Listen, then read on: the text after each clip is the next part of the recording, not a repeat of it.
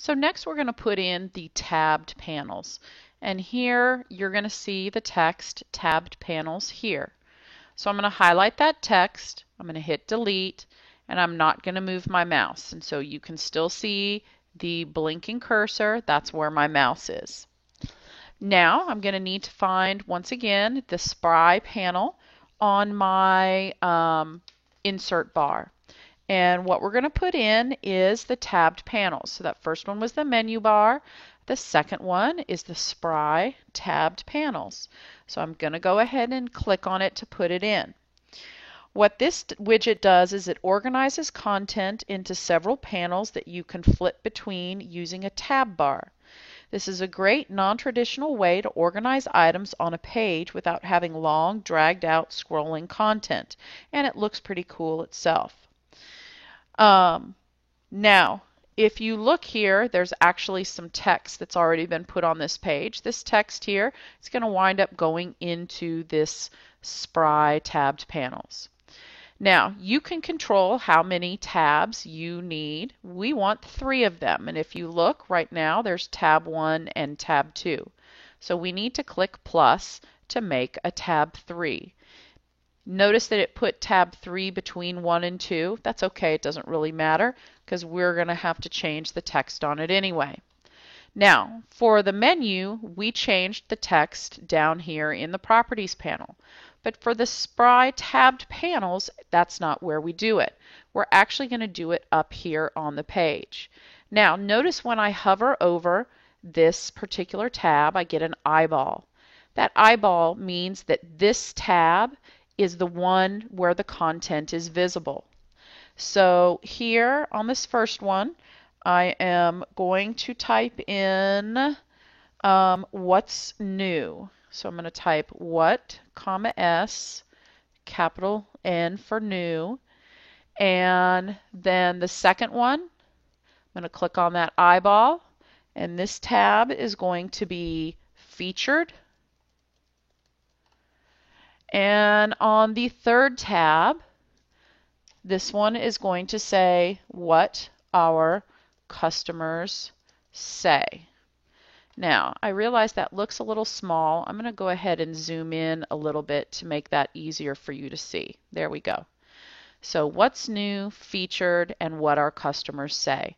And remember this eyeball. See, notice how this right here changes depending on what eyeball I click on. Okay, that's how you know which one you're on. So for the what's new, I'm going to click on that eyeball. Content 1 shows up. I'm going to highlight this text called shop in the green. And it also copies this image that's aligned with it. I'm going to Command X to cut. And I'm going to highlight content number 1 and paste. Command V. And now all of that text is in there. Now, don't panic that these tabs appeared to go over to the right. It's okay. Now I'm going to go to the featured one, click on that eyeball, and what's featured is going to be cool new stuff. So I'm going to highlight all of that, including the image, Command X to cut, highlight content 3, and paste. And then the final one, what our customers say, click on that eyeball. And obviously what's left here is our loyal customers. Command X and Command V to paste. So our tabbed panels are done, and now all we're going to have to do is go into the CSS styles to change the style of it to match our page. So I'm going to hit Command S, and it tells me that there's some dependent files that need to be copied. I'm going to click OK. Over here on the right on the CSS styles, I am collapsing styles. I'm collapsing the spry menu bar because we've already done that. And I'm going to expand the spry tabbed panels.css because that's the one where we want to make some changes to the properties of it. Okay. Now, the first property that we are going to change, we want to find the rule named tabbed panels tab. That's the third one down. We're going to click on the color swatch next to the background color. Right now it's DDD, which is a gray color. And we want to set this color. Keep the hashtag there. Change it to 88B036. It's a green color. I hit enter and you can see those tabs changing. Then we're going to go and find the rule called tabbed panels, tab selected. So I'm going to scroll down a little bit more. Here we have tabbed panels, tab selected. Here we have another background color. This means the tab selected is once you select a tab, what is the color going to be? So right now we can see that it's going to be white. And if we look at our page, we know that what our customers say is the selected tab. That's why it looks white here.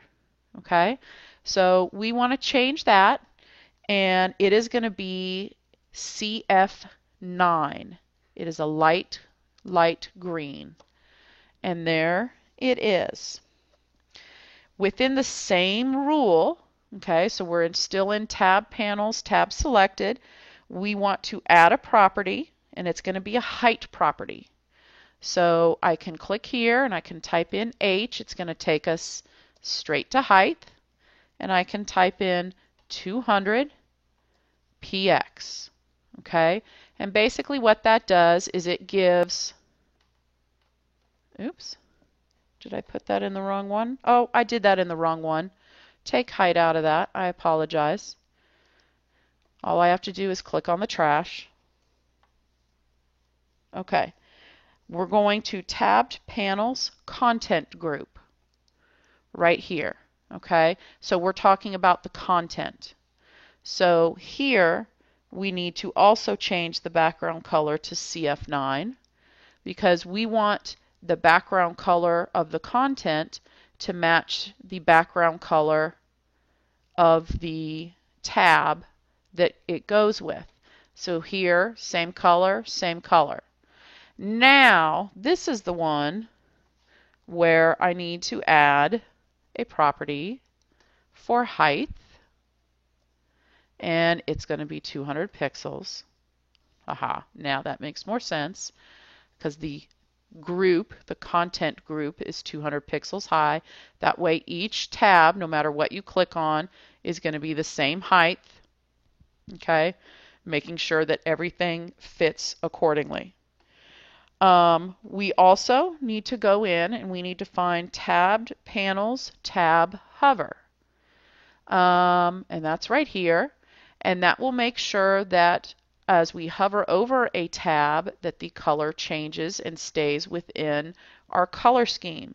So this one's going to be 9FCC41. Hit enter and there it is. Now when you hit save and go to preview in the browser, yes, you're going to need to save again. And now notice you hover over and the color changes, and then when you click on it, it's the same color as the background.